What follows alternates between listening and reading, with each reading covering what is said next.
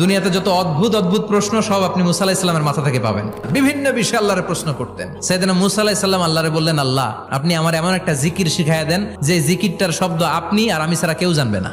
দিনে রাতে সব সময় এই জিকির আমি করব, আপনারে ডাকবো, কিন্তু শর্ত হলো এই জিকিরটা জানবে শুধু আপনি আর জানবো শুধু আমি। আল্লাহ বললেন, মুসা পড়ো লা ইলাহা ইল্লাল্লাহ।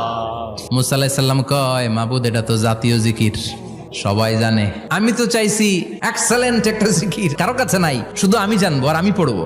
আল্লাহ বললেন, মুসা এই লা ইলাহাকে যদি এক পাল্লায় রেখে দাও, তাম বিশ্ব, 7 আকাশ 7 জমিনটারে তুলে যদি তুমি আরেক পাল্লায় রেখে দাও, লা রাজাহাত কাফাতু লা ইলাহা ইল্লাল্লাহ, মুহূর্তের মধ্যে লা ইলাহার পাল্লা ভারী হয়ে যাবে। ও মুসা, তুমি যতই এক্সক্লুসিভ জিকির চাও, লা ইলাহার চেয়ে দামি জিকির আমার কাছে নাই।